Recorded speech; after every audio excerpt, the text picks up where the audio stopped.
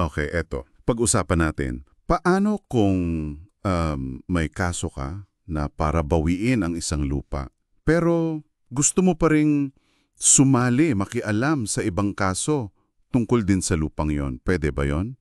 Hahayaan ka ba ng korte? Oo nga, no? Interesting na tanong yan. Ating alamin ngayon kasi susuriin natin ang isang desisyon ng Korte Suprema.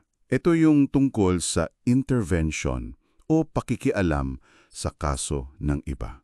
Yung kasong Republic, specifically yung PRA versus Rhea Rubin. Tama. GR number 213960. Lumabas to noong October 7, 2020. Tara, simulan natin. Game. So, ang ugat nito, nagsimula pa sa isang Presidential Decree PD 1085, panahon pa ni Marcos. Oo, yun yung nagbigay sa Public Estates Authority na PRA ngayon ng parang ownership sa mga reclaimed land sa Manila Bay. Tapos itong PRA, nag-apply sila para sa special patent. May isang lote doon sa Las Piñas. Pero habang hinihintay nila yung patent, pinayagan muna nilang gamitin ng Meralco yung isang PERT. Nagtayo ng substation doon. Okay, so may lease agreement sila, parang ganon. Parang ganon. Dito ngayon nagsimula yung medyo komplikasyon. Bakit? Ano nangyari? Kasi lumalabas na yung DNR-NCR pala nag-approve ng ibang survey plan. Tapos nag-issue pa ng miscellaneous sales patents. Ha? Para sa same na lupa? Oo, sa mga bahagi ng parehong lupa. Para kina Espiña Laderas at Edna Laborte. Naku! Tapos, eto pa, yung mga titulo ni Laderas at Laborte, binili naman ni Rhea Rubin. So si Rubin nakakuha siya ng sarili niyang mga TCT, Transfer Certificate of Title. Okay, so si Ruben may hawak na siyang titulo ngayon. Meron na siyang TCT. Kaya ang ginawa niya, syempre nagsampa siya ng kaso. Laban naman sa Meralco, dun sa RTC Branch 255. Yung tinatawag na Action Reinvindicatoria. Basically, para patunayan na siya yung may-ari at para mapaalis yung Meralco, mabawi yung possession. Okay, gets. Pero teka, di ba may claim din ng PRA? Oo, at halos kasabay nito, ang PRA naman nagsampa rin ng sarili nilang kaso pero sa ibang korte, sa RTC Branch 198. Magkaibang kaso.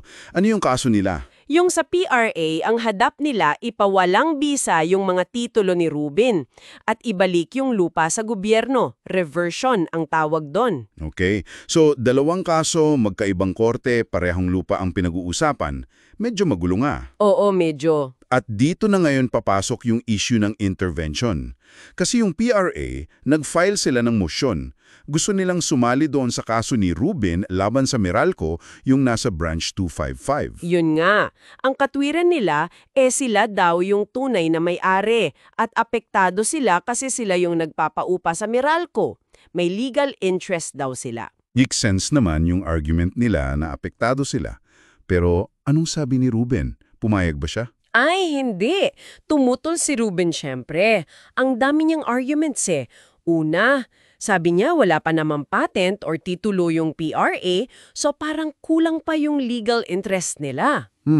Okay. Pangalawa, yung pagsali daw ng PRA para daw yung collateral attack sa mga titulo niya.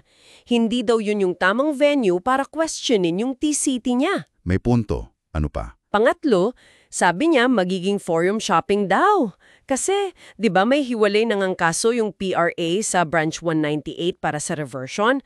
Bakit pa sila sasali sa kaso niya sa Branch 255? Parang namimili ng korte. Oo nga, no?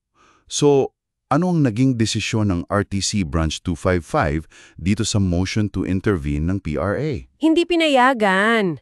Tinanggihan ng RTC.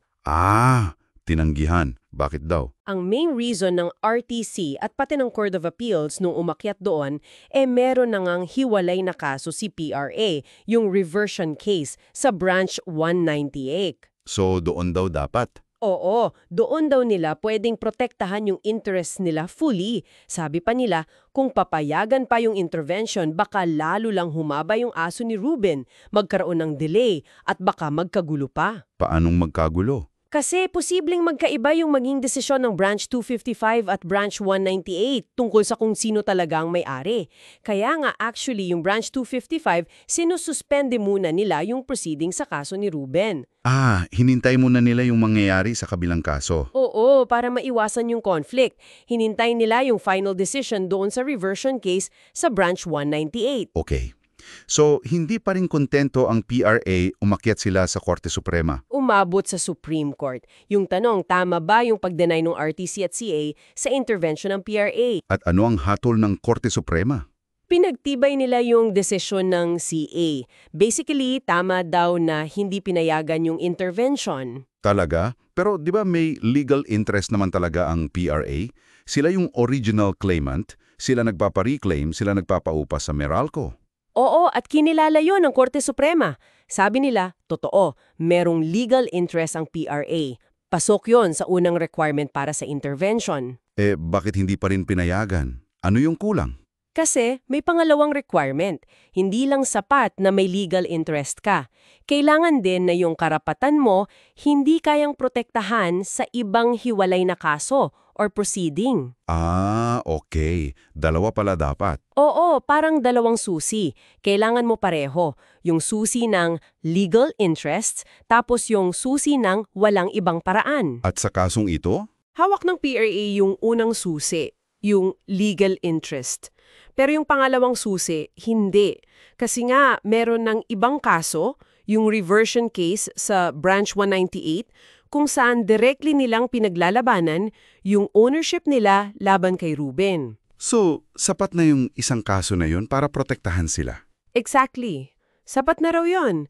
Kaya hindi na kailangan yung intervention sa kaso ni Ruben at Meralco.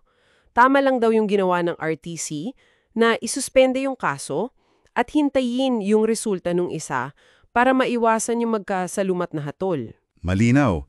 So ano ngayon yung pinaka-aral ang mapupulot natin dito, lalo na para sa mga nag-aaral ng batas or may mga kaso? Ang mahalagang tandaan dito, yung intervention sa ilalim ng Rule 19 ng Rules of Court, hindi ito automatic na karapatan. Discretionary ito sa korte. Ibig sabihin, kailangan mong i-convince yung korte. Oo.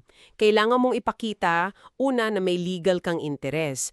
Pangalawa, na yung pagsali mo hindi magdudulot ng unnecessary delay or prejudice sa kaso. At pangatlo, ito yung crucial dito sa kasong ito, na yung interes mo hindi sapat na napoprotektahan sa ibang hiwalay na paglilitis. Kailangan lahat yun present. Oo, kailangan sabay-sabay. Kung isa lang dyan ang wala, pwedeng hindi kapayagan ng korte na mag-intervene. Okay. Parang pagbalanse talaga, no? Yung karapatang mong mapakinggan versus yung kaayusan ng proseso ng korte. Tama.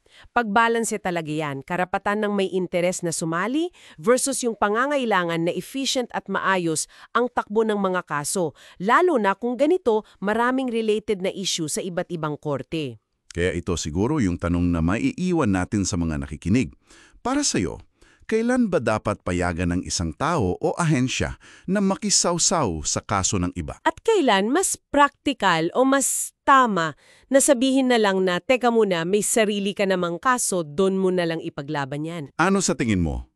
Magandang pag-isipan yan. Ano kaya ang masasabi ng ating mga listeners? Oo nga. Ibahagi nyo ang inyong saloobin o komento tungkol dito. Gusto naming marinig ang inyong pananaw. Mahalaga yan. At syempre, kung nakita mong kapakipakinabang itong ating talakayan, huwag kalimutang i-click ang favorite at pinaka-importante mag-subscribe. Para lagi kayong updated sa mga susunod pa nating pagsusuri sa mga mahalagang usapin sa batas. Hanggang sa muli!